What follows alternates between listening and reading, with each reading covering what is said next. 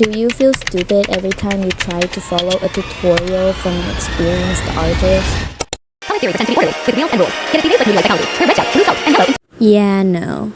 Let's learn it the lazy way. We always have wondered why our drawing can't look specifically identically same as our dream art style.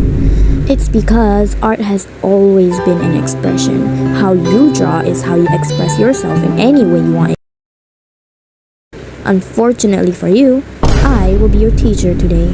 To be honest, I actually don't have steps when I draw, and I have just kind of been like adding random stuff until it looks good.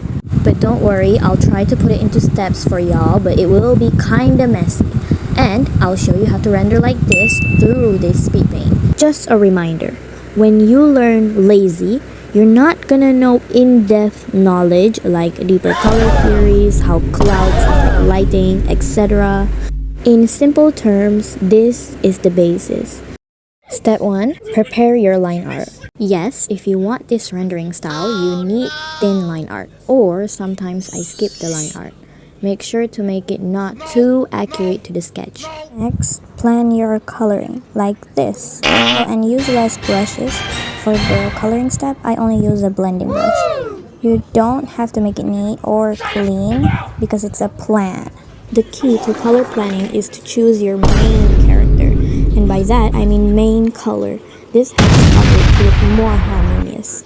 As you can see here, of course this one looks cool already, but if you chose like a specific main coloring, for example blue, try to make like almost everything blue theme colored, but not everything. I've also done other colors examples, and as you can see, they look a little bit more harmonious. Oh my God. Done? Plan your lighting. I don't think I need to go in depth about this part because you just add shadow. If you want your light to cast from here, then you just add shadow here. Like in this drawing, my main color is red, so the shadow that I put here is a darker color of red, and then I multiply it and then I lower the opacity.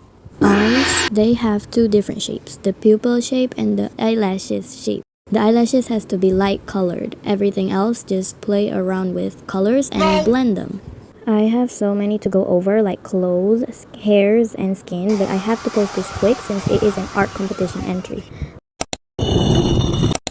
I will continue this at part 2 if this video gets a good amount of views and requests. I'm so sorry guys, but here is what you guys need to know as the basics before I get further in lazying the render tutorial. So the first part of the shadow will be a vibrant color of the object.